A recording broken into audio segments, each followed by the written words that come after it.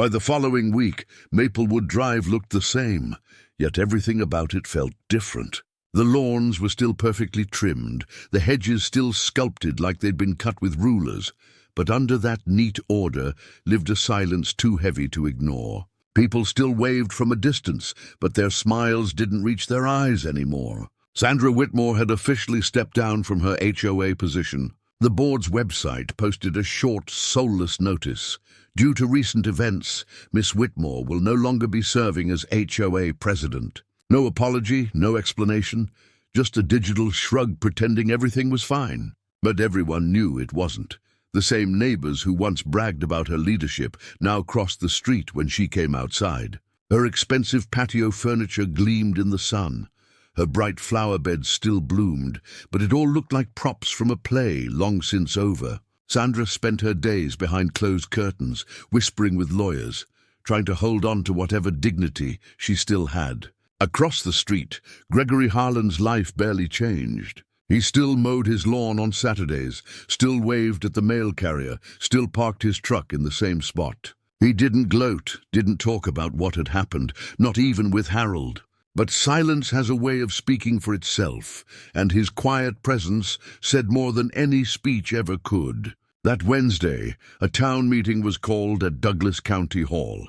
It was meant to address the incident that everyone already knew too well. Gregory hadn't planned on going until Detective Rhonda Stillwell called earlier that day. "You might want to be there," she said. "People are asking questions, some of them about you." When he walked into the hall, it was already packed. Reporters lined the walls, cameras blinked, and whispers rippled through the crowd like static. Sandra sat near the front, a lawyer by her side. Her hands trembled in her lap, but her chin stayed high, one last attempt at control. The moderator cleared his throat. "We're here to discuss the recent impersonation incident and the ongoing investigation involving the Maplewood Estates Homeowners Association." Rhonda presented the findings first, every message, every payment, every lie traced back to Sandra. When the texts were read aloud, the room gasped.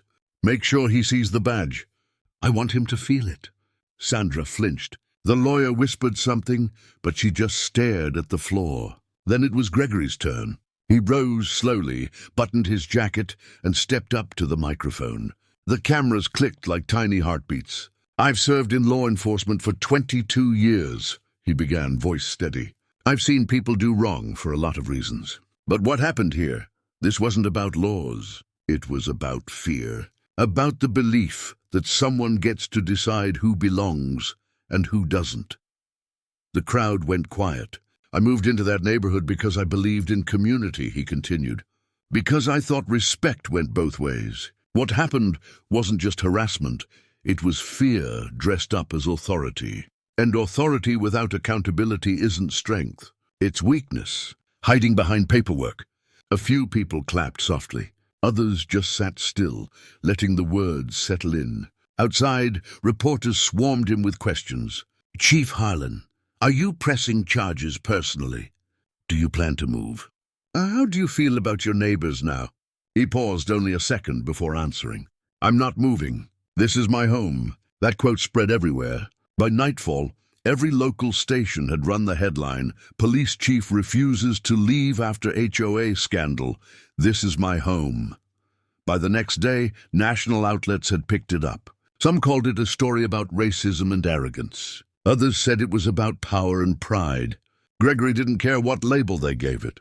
The truth had finally come to light, and that was enough. A few evenings later, Harold stopped by again, leaning on the porch rail. "People around here walk different now," he said with a half-smile.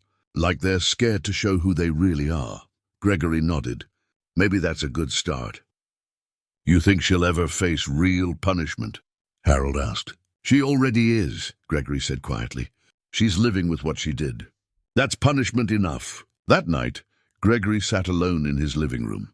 The TV replayed clips of his speech, but he muted the sound. Through the window, his American flag swayed gently in the porch light, the same flag Sandra once criticized him for hanging. It no longer stood for simple patriotism. It stood for peace, for defiance, for dignity. He wasn't proud of the scandal, but he was proud of his restraint. The real victory wasn't proving anyone wrong. It was refusing to become what they wanted him to be. But Maplewood Drive's peace didn't last long. Beneath the surface, more secrets were waiting to rise, and not everyone who had helped Sandra in her scheme was ready to face the truth closing in. By the second week, the story had grown too big to contain. News vans lined the street. Reporters camped outside Sandra's house every morning, hoping she'd say something, anything. Gregory hated the attention. He wasn't chasing fame. He just wanted quiet again. But once a story goes public, it takes on a life of its own. At the department's request, he agreed to a short press statement. Standing before a wall of microphones, he spoke calmly. "Good morning. I appreciate the support," he said. "But this isn't about me versus one person. It's about what happens when people let authority turn into entitlement." He paused, looking into the cameras. "If you lead anyone in any capacity, you owe them fairness, not fear. And if you make a mistake, own it. Don't hide behind excuses." It was short, simple, but it hit harder than any headline. His calm tone and steady eyes turned him into something the news rarely saw anymore. A man who stood his ground without hate. Outside, a few residents waited to thank him. An elderly woman reached out first, her voice trembling. "Chief Harlan, what you did gave a lot of us courage." He smiled softly. "You don't need courage to be decent," he said. "You just need to remember what's right." Meanwhile, the investigation was uncovering more than anyone expected. Rhonda Stillwell discovered the HOA funds had been misused. Phony landscaping bills, fake contractor payments, even money wired to one of Rick Danvers' shell accounts. When confronted, Sandra finally broke. The woman who once controlled every meeting now sat in an interrogation room, shoulders slumped, voice barely a whisper. "I just wanted order," she said. "You don't understand what it's like trying to keep people in line." Stillwell looked at her flatly. "Keeping people in line isn't your job. Treating them fairly is. You crossed that line and dragged others with you." Sandra lowered her head. "I didn't mean for it to go this far." But it had, and there was no coming back. Days later, Gregory received a call from the district attorney's office. The charges were official: conspiracy, harassment, and impersonation through proxy. Rick and Eddie had agreed to testify for reduced sentences. When the news broke, Maplewood divided. Some said Sandra deserved prison. Others claimed she just made a bad mistake. But either way, her reputation was gone. The woman who once demanded perfection from everyone around her had finally been exposed by her own need to control what she could never truly own. By Sunday morning, Maplewood Drive had learned how to pretend again. The lawns were still perfect, the sidewalks spotless, but something invisible had cracked. People smiled too quickly, waved too briefly, and spoke in tones that said, "Let's not talk about it." Gregory saw Sandra for the first time since the scandal that morning. She was walking to her mailbox, wearing sweatpants and an old hoodie. Her hair was unkempt, her shoulders drawn in. The woman who once ruled the neighborhood with icy control now looked like a shadow of herself. Their eyes met for only a second. She froze, uncertain whether to speak. Gregory gave her a small nod, not forgiveness, not pity, just acknowledgement. The kind of nod that says, "You did this. Live with it." She looked like she wanted to say something, but no words came. She turned, walked back inside, and closed the door softly behind her. Later that day, Harold came over with his usual six-pack. "You think that's the last we'll hear of her?" he asked, settling into a chair beside Gregory. "Probably not," Gregory replied. "But that's okay. I'm not fighting her anymore. I've got nothing left to prove." Harold chuckled. "Man, you handled this whole mess better than anyone I've ever seen. I would have lost it." Gregory looked toward the cul-de-sac where a few kids were shooting basketballs. "If I'd lost it, I'd have given her exactly what she wanted," he said quietly. "Sometimes the best revenge is staying calm long enough for everyone to see who's really out of control." The two men sat in silence after that, letting the late afternoon air settle between them. The world outside was still watching, but here on Maplewood Drive, life was finally learning to breathe again. That night, as Gregory switched off the porch light, His thoughts drifted to everything that had unfolded. How one woman's need for power had exposed an entire community's silence. How fear and pride had disguised themselves as order. And how the truth, once revealed, forced everyone to look at themselves a little differently. For Gregory, the reckoning was never about punishment, it was about perspective. Because when a man's dignity is tested, how he responds becomes his legacy. And Gregory Harlan's legacy was patience, not anger. A month passed. The news trucks left, the cameras stopped showing up, and Maplewood's story faded beneath newer, louder headlines. But the change lingered. People were polite now, yet distant. Conversations felt thinner. Even the annual summer cookout, once a cheerful neighborhood tradition, was quietly cancelled. Gregory didn't mind the quiet. He had peace now, though it came at a cost. When he walked down Maplewood Drive, some neighbors avoided eye contact. Others greeted him stiffly, unsure what to say. A few, he suspected, were still waiting for him to move away. He didn't. Every morning he still jogged past Greenfield Park, waved to the bakery owner on Old Mill Road, and came home to his same white house with the fresh-painted mailbox and the flag fluttering above the porch. That flag meant something different now. It wasn't just decoration. It was a declaration that calm doesn't mean surrender, and silence doesn't mean defeat. One Saturday afternoon, as he trimmed his hedges, a teenage boy rode up on a bike and stopped near the sidewalk. It was Caleb Monroe, Sandra's neighbor. He looked nervous, holding his handlebars too tightly. Mr. Harlan, he said. Gregory wiped his hands on a rag. Yes, son? My dad said I shouldn't talk to you, the boy blurted. But I wanted to. I just wanted to say I'm sorry for what happened. My mom said people treated you wrong. Gregory studied him for a long moment, then smiled softly. You didn't do anything wrong, Caleb. Yeah, but people did, the boy said, looking down. And nobody said anything. Gregory placed a steady hand on his shoulder. That's how most wrong things survive, son. Because good people stay quiet. The important part is, you noticed. Don't forget that. Caleb nodded, smiled shyly, and rode away. Gregory watched him go, realizing the story was never just about justice. It was about the next generation, watching how adults handled power and learning what not to repeat. A few days later, Harold invited him to a small backyard barbecue. Only a handful of neighbors came, the kind who'd always been kind, no matter the noise.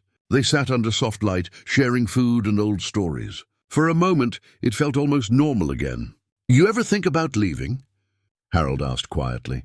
Gregory poked at the coals with a stick. I thought about it, he admitted. But if I left, she'd win. The idea that people like me don't belong here, that's exactly what she wanted. I'm not giving her that satisfaction. Harold smiled.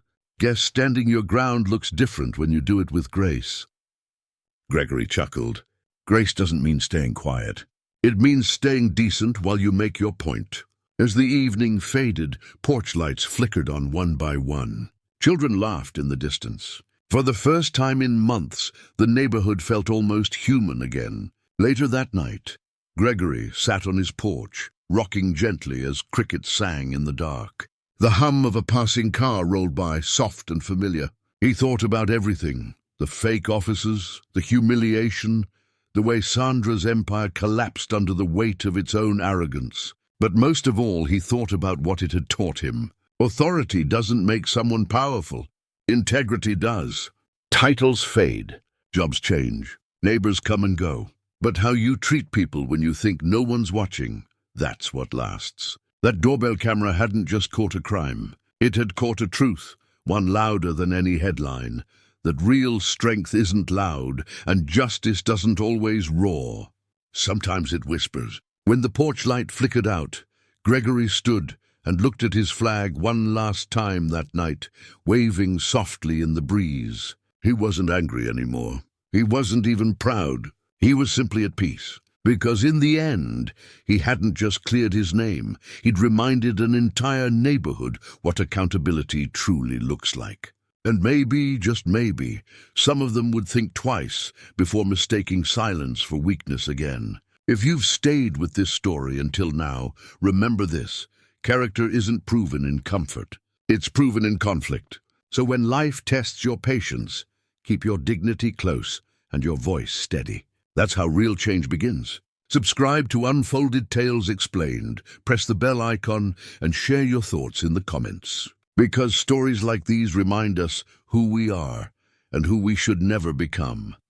It started with 3 soft knocks. Not loud, not rushed, just 3 calm taps that somehow carried weight.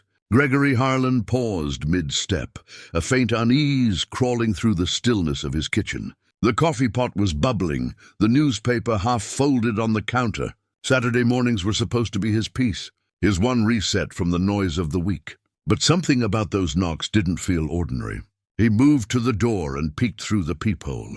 2 men stood on his porch, both in navy uniforms that gleamed under the morning sun. Their silver badges caught the light like tiny mirrors. The taller one held a clipboard against his chest. The other had his thumb resting on a holstered gun. "Mr. Harlan," the tall one called out, voice firm but oddly flat.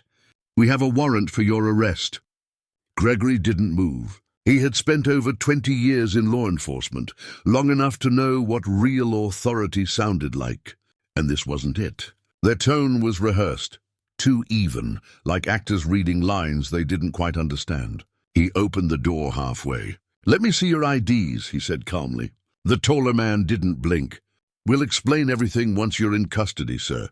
"It's about a city code violation." Gregory frowned. "A code violation? For what?" He had paid every fine, answered every notice, followed every rule, except for his occasional disagreements with the HOA. They'd complained about everything from the color of his mailbox to his pickup truck being too visible, but nothing that justified this. "Which department are you with?" he asked quietly. The shorter one spoke this time, his voice sharp with irritation. "Don't make this harder than it needs to be. Step outside." Gregory tilted his head. His eyes moved to their sleeves. The patches read, "Metro Enforcement Division." He'd never heard of it, not in his city, not in his entire career. The badge numbers looked fake too, both ending in zeros. Sloppy work. Amateur even. "Give me 1 second," he said calmly and closed the door. Inside, he took a slow breath. His heartbeat stayed steady. He picked up his phone and tapped a saved contact labeled "Dispatch, Priority." "This is Chief Harlan," he said in a low voice. "I have 2 males at my residence claiming to be law enforcement. Check for any warrants under my name, immediately." The dispatcher hesitated. "Chief, there's nothing on record. You want backup?" "No sirens," Gregory replied and hung up. He walked back to the door. The men were still there, glancing around nervously, like they were deciding whether to force their way in. Gregory opened the door wider this time. "Gentlemen," he said, steady and calm, "I asked to see identification." The taller one sighed and flicked open a wallet badge for half a second, just long enough to flash something shiny, not long enough to read it. It was all Gregory needed to confirm his suspicion. "You said you're with the Metro Enforcement Division?" "That's right," the man replied quickly. Gregory gave a small smile. "Interesting, because there's no such department in this county." The shorter man stepped forward, his jaw tight. "Sir, are you resisting?" Gregory's tone didn't change. "No," he said. "I'm waiting." Then from down the street came a faint rumble. Engines, low and deliberate. 3 black SUVs rolled in quietly. No sirens, no flashing lights. Just presence, just authority. The 2 fake cops froze. The SUVs stopped right in front of Gregory's driveway. Real officers stepped out, moving with precision, their hands resting on their holsters. Within seconds, the imposters were disarmed and kneeling on the pavement, their fake badges glittering uselessly under the morning sun. Gregory stood on his porch, arms crossed, expression unreadable. "You came to arrest me," he said softly. "But you didn't even check who I was." The taller one tried to speak. "We were told." "By who?" Gregory cut in, his voice firm, calm, dangerous. The man hesitated, eyes darting to the ground. When the last SUV door closed and his officers secured the scene, Gregory finally looked down the street. Curtains shifted. Neighbors peeked from behind blinds. The show had an audience. He could already picture Sandra Whitmore, the new HOA president, pretending she had no idea what just happened. But he knew better. The air felt heavier now. Not from fear, but from clarity. Someone had crossed a line. Someone had tried to intimidate him, and they'd just made the worst mistake of their life. Still, Gregory didn't pick up the phone right away. He wanted to know why. Who would send fake cops to his home? And what did they expect to find once the door opened? 2 weeks earlier, everything had seemed calm, almost too calm. His home sat at the quiet end of Maplewood Drive, surrounded by manicured lawns and white fences. He'd lived there for 10 years, ever since his promotion to chief had given him the chance to finally slow down. His mornings followed a simple rhythm: coffee at 6, a jog through Greenfield Park, and a stop at the bakery on Old Mill Road for a cinnamon roll and small talk with Mr. Lang, the owner. People respected Gregory Harlan, though most didn't know him well, and he liked it that way. Less attention meant fewer assumptions. But recently the mood had changed. The smiles from neighbors felt thinner. Conversations stopped when he walked by. It all started after she moved in. Sandra Whitmore, the new HOA president. She'd arrived from Florida less than a year ago, clipboard in hand and rules on her lips. She treated the neighborhood like her personal empire. The first time she'd walked up his driveway, she'd forced a cheerful smile that didn't reach her eyes. "We're just keeping the community up to standard, Mr. Harlan," she'd said, pointing at a few leaves near his gutter. "You understand, right? We want everything looking presentable." Gregory had smiled politely. "I think we're all doing our part, ma'am." She hadn't liked that calm tone, or the fact that he didn't bow to her authority. And from that moment on, she made sure he'd regret it. Some people mistake peace for arrogance, and Sandra Whitmore was one of them. A few days after their first encounter, Gregory received a white envelope in the mail. Inside was a violation notice, mailbox paint fading, correction required within 7 days. He chuckled under his breath, repainted it that same afternoon, and thought that was the end of it. But it wasn't. A week later came another notice. Unauthorized vehicle parked overnight. The unauthorized vehicle was his black pickup truck, the same one that had been in his driveway since the day he moved in. He decided to go down to the HOA office to get some clarity. It was a small rented space next to the local library, filled with the faint hum of an old air conditioner. Sandra was there, sitting behind a desk, typing like she was running a government agency. She didn't even look up. "Oh, Mr. Harlan," she said flatly, "we've had several complaints." "Rules are rules." "From who?" he asked. Her fingers paused on the keyboard. "That's confidential," she replied with a smirk she didn't bother hiding. Gregory studied her for a moment. The smugness, the tone, it wasn't about rules at all. It was about control. "You know," he said softly, "I've worked with a lot of rule books in my life. They usually make more sense when applied equally." Her smile stiffened. "We treat everyone the same."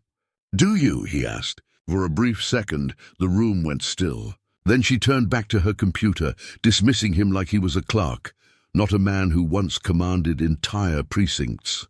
Gregory didn't push. He knew better than to argue with people who needed power to feel important. But the encounter stayed with him, not because of the fines, but because of what they stood for. He'd seen this kind of behavior before. People who wear authority like armor, not responsibility. It always ended the same way. That afternoon, his neighbor Harold Dean waved him over from across the street. Harold was a retired electrician in his 60s with sun-worn skin and the kind of honesty that came from a lifetime of hard work. "Hey, Greg," he said quietly. "You got one of those letters too, huh?" Gregory nodded. "Seems like she's making her rounds." Harold sighed. "She's been talking about your truck and that flag. Said it makes the neighborhood look political." Gregory smiled faintly. People show their character when they think they have authority. Harold leaned closer. "Careful with her. She's running meetings like a courtroom. Folks are scared to speak up." Gregory's smile faded. "Scared of what?" Harold's answer came slow. "Being next." That night, Gregory stood on his porch, watching the flag his father had given him wave gently in the wind. The same flag he'd received after his first day as a police officer. He wasn't taking it down for anyone. Inside, he adjusted the angles on his security cameras, one toward the walkway, another at the front gate. It wasn't paranoia. It was training. Prevention was always quieter than reaction. But deep down, he could feel it, the tension building like a storm just out of sight. Sandra wasn't done. This wasn't about paint or parking anymore. This was personal. A week later, another letter came, thicker than the rest, with a red, urgent stamp across the top. Gregory set it on the counter and stared at it for a long moment before opening it. Failure to comply with multiple neighborhood standards. Immediate hearing required. He let out a quiet sigh. They wanted a confrontation. He poured himself a cup of coffee and stared out the window. The neighborhood looked perfect that morning. Green lawns, shiny cars, flags fluttering in sync. But beneath that calm, something ugly was growing. Whispers, glances, the kind of quiet division that spreads when people decide one man doesn't belong. That evening, he went to the HOA meeting. The parking lot was half full, neighbors standing near the door whispering until they saw him approach. Their conversation stopped mid-sentence. "Evening," he greeted politely. No one replied. Inside, the hall smelled faintly of carpet cleaner and burnt coffee. A folding table sat at the front, with 3 nameplates. Sandra Whitmore in the middle, her coral blazer bright under the fluorescent light. To her right, Lydia Brent, the real estate agent who agreed with everything Sandra said. And on the left, Gordon Pike, a retired insurance adjuster who looked like he wanted to be anywhere but there. Sandra tapped her pen. "We'll begin with property violations," she announced, her voice sharp and rehearsed. Item 1, repeated non-compliance at 1149 Maplewood Drive. Heads turned. That was Gregory's address. Sandra smiled sweetly. "Mr. Harlan, you've been sent 3 notices about your mailbox, your truck, and your flag, yet you continue to disregard our rules." Gregory leaned forward, voice calm but firm. "I've complied with every notice you've sent. The mailbox was repainted. My truck is parked on my property, and the flag meets every standard in your handbook." Sandra's tone turned brittle. "Yes, but several residents feel your overall display doesn't align with the neighborhood's image." "The neighborhood's image," he repeated. Lydia quickly added, "It's about uniformity, Mr. Harlan. We just want everything to look cohesive." "So like everyone else," Gregory said quietly. Gordon cleared his throat. "Maybe we could move to the next item." "Not yet," Sandra interrupted. "Mr. Harlan, the HOA is considering a fine for continued resistance to compliance." A murmur rippled through the crowd. Harold sat near the back, arms crossed, eyes locked on Sandra. Gregory stood slowly. His calm presence silenced the room. "Let me get this straight," he said evenly. "You're fining me for following your rules because you don't like how it looks?" Sandra's confident smile faltered. "We have the right to enforce community standards. And I have the right to due process," he said firmly. "If you're issuing fines, I'll need documentation, photos, complaints, dates, and the names of the board members who approved them." The room went silent. Sandra hesitated.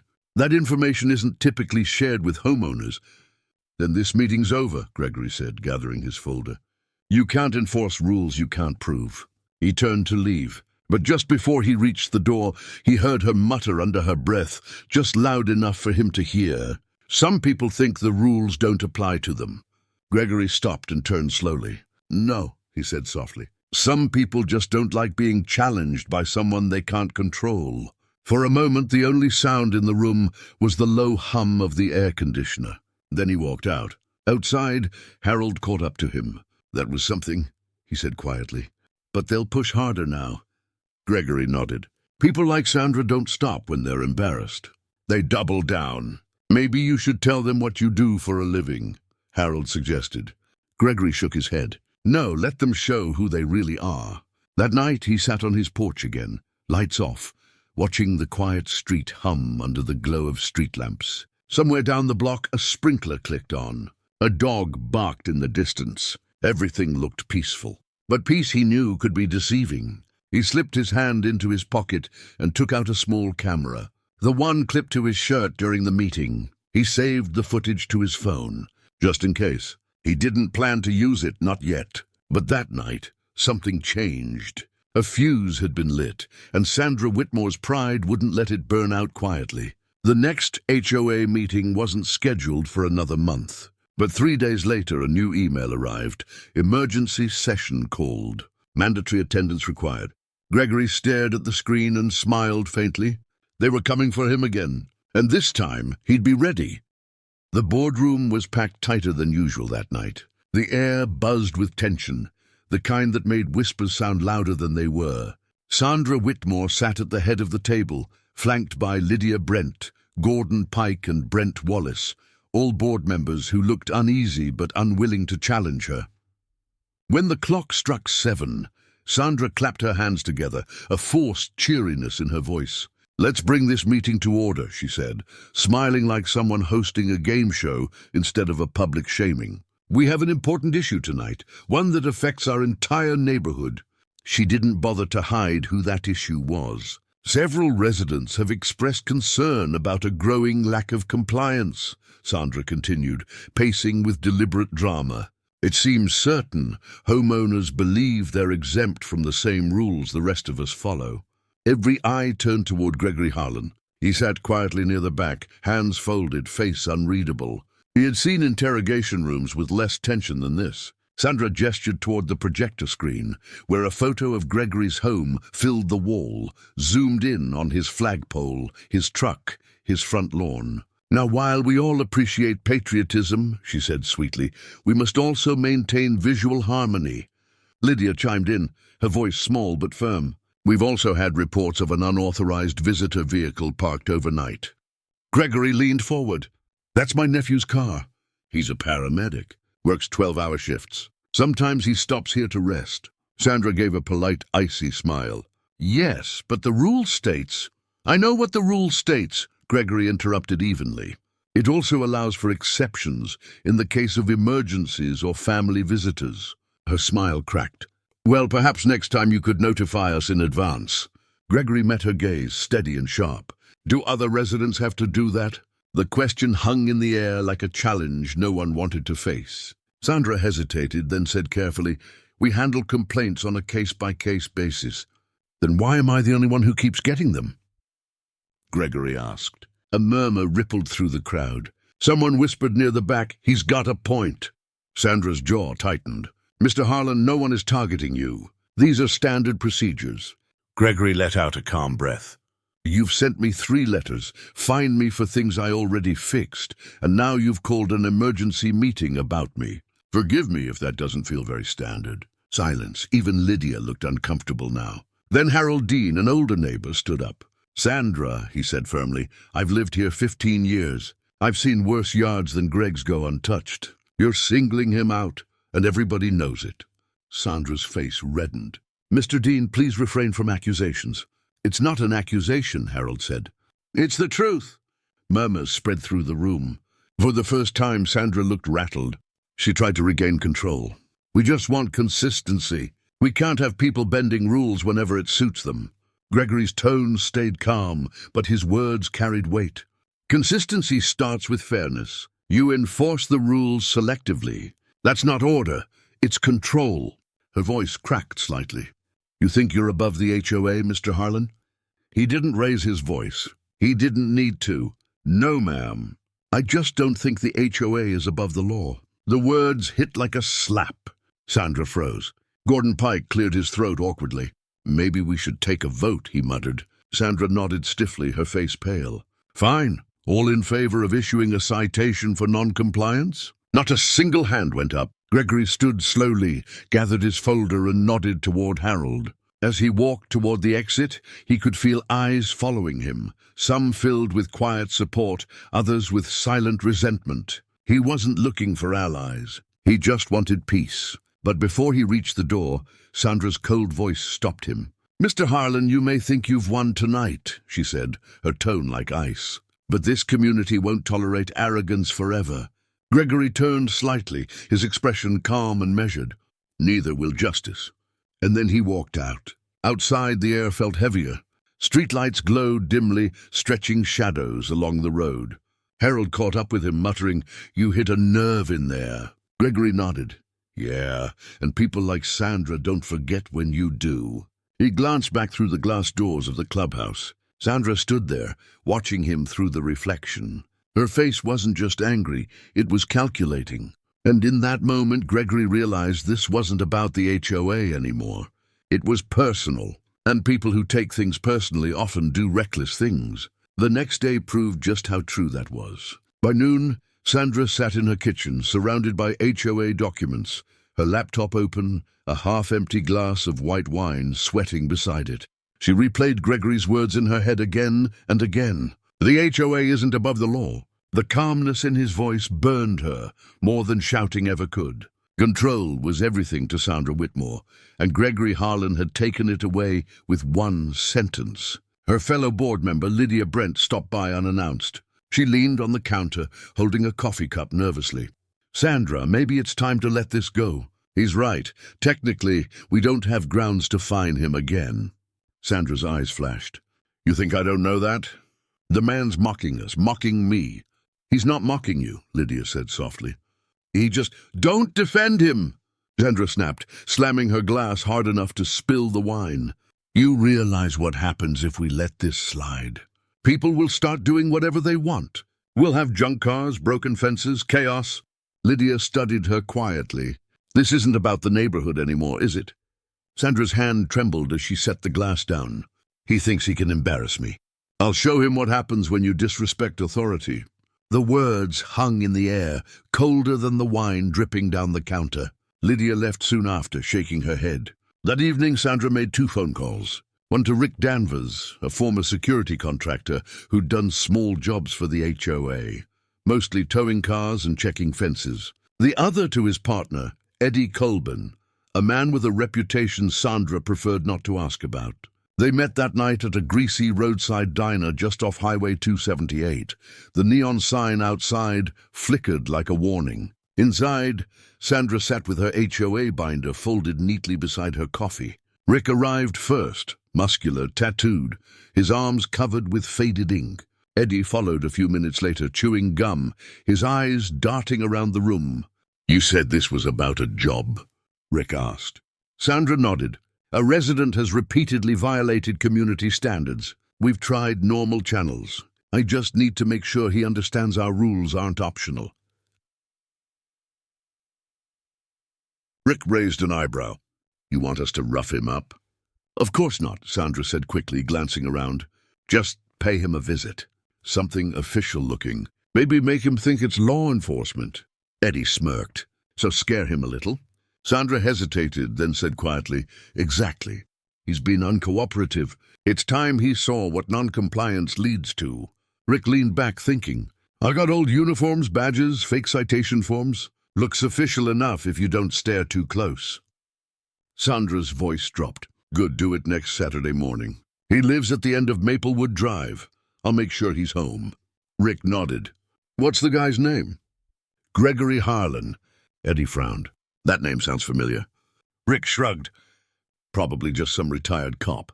"Don't worry about it." Sandra's tone hardened.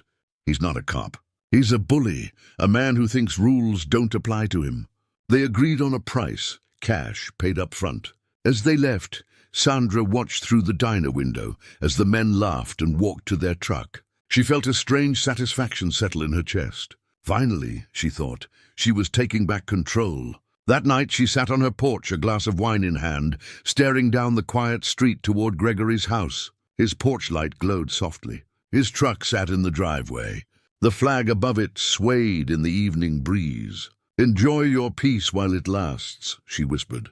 Across the street, Harold Dean watched her from behind his window blinds. He'd seen her talking to strangers earlier that evening, and something about the way she looked, tight smile, cold eyes, made his stomach twist. He couldn't hear what she'd said, but he knew that expression. It was the same one she'd worn after that meeting. Pride, anger, and something darker. He made a mental note to warn Gregory the next time he saw him. But Gregory had been called into work early that week, and by the time he came home again, something in Oakshire Meadows had already started to turn. Saturday arrived draped in quiet fog, the kind that softened every sound on Maplewood Drive. Gregory Harlan finally had a day off after a long, grueling week working a case in a neighboring county. He was tired but content, grateful for a morning without alarms or phone calls. The coffee brewed slow, The jazz played low, and for a moment the world outside his kitchen window looked perfectly still. Then came the knock. 3 steady, deliberate taps, not the kind a neighbor used. Too firm, too exact. Gregory froze, his instincts sharpening instantly. He set his cup down and listened. 3 more. Sharper this time. He walked to the door, looked through the peephole and frowned.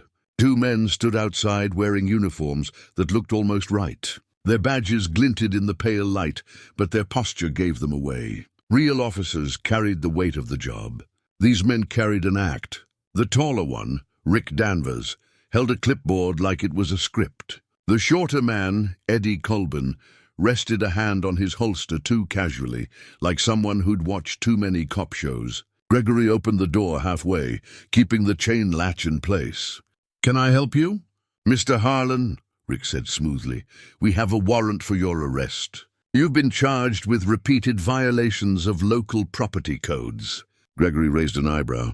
"City code violations?" "That's correct," Rick replied, eyes flicking nervously for just a second, long enough for Gregory to catch it. "Which department are you from?" Eddie answered quickly, too quickly. "Metro Enforcement Division, sir. You need to come with us." Gregory's mouth curved into the faintest hint of a smile. "Never heard of it." "You will once you're booked," Eddie snapped. Gregory tilted his head slightly. "That's funny. I've worked with every department in this state, and I've never once seen a badge like that." Rick shifted. "Sir, if you don't cooperate, we'll have to escalate." "Escalate?" Gregory repeated softly. "Over a mailbox?" Neither man answered. The silence stretched. Gregory's gaze dropped to their boots, scuffed, mismatched. "Amateur mistake." Then to the patrol car parked at an awkward angle by his driveway. The license plate was covered with tape. He exhaled slowly through his nose. "Gentlemen," he said in a calm, even voice, "I'll need to verify your credentials before I go anywhere." Eddie smirked. "You think we're bluffing?" Gregory didn't respond. He closed the door slightly, pretending to fetch something from a side table. In reality, his hand reached for the phone in his pocket. 1 tap, that's all it took. His silent alert went straight to dispatch. Outside, Rick called out, "You're making a mistake, Mr. Harlan." Gregory's voice came back through the door, low and steady. "So are you." Moments later, the faint hum of engines grew louder. 3 black SUVs turned onto Maplewood Drive, moving in perfect formation. The fake officers froze. "What the hell?"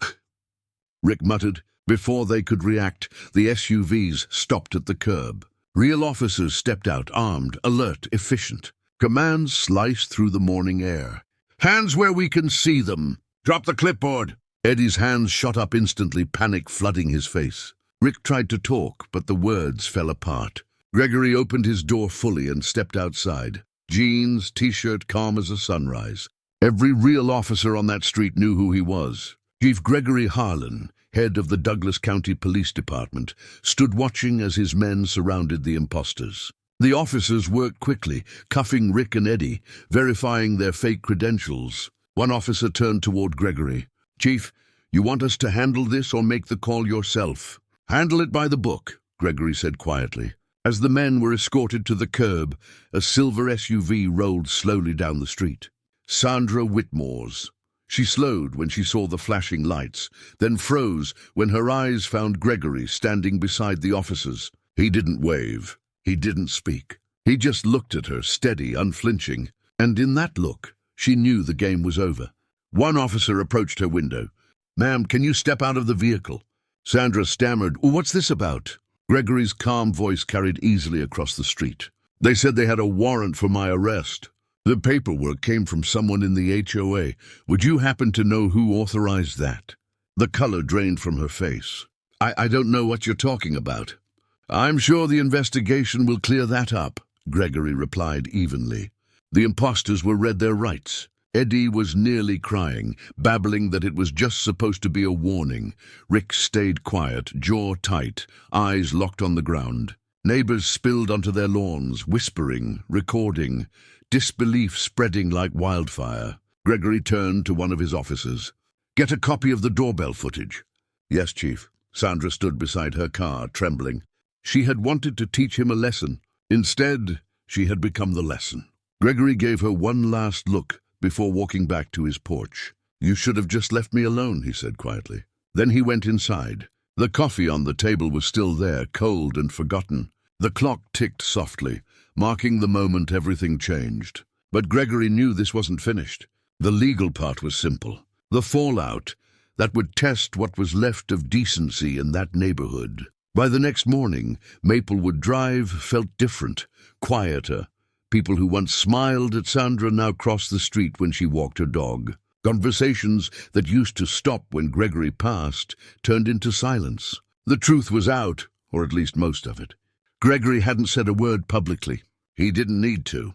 The evidence spoke louder than any statement could. His doorbell camera had caught it all, the fake cops, the confrontation, even Sandra's face when she realized who he was. By mid-morning, the footage was in the hands of investigators and the district attorney's office. And by lunchtime it was on the news. Channel 5 Atlanta broke the story first.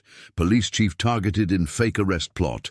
2 men charged with impersonating officers. They didn't name the HOA at first, but within hours the connection surfaced. Neighbors leaked emails, screenshots, even text messages from Sandra to the board. Messages about teaching Harlan a lesson. Harold Dean was sitting on his porch when the first news van rolled by. "You really stirred up a hornet's nest," he said as Gregory joined him. Gregory smiled faintly. "Didn't mean to. I just wanted to drink my coffee in peace." Harold chuckled. "You know, half the folks around here are pretending they never sided with her. But I remember the looks they gave you." "I do too," Gregory said quietly. "People don't like being reminded of what they ignored." That afternoon, Detective Rhonda Stillwell called. "Chief, we've got the confession.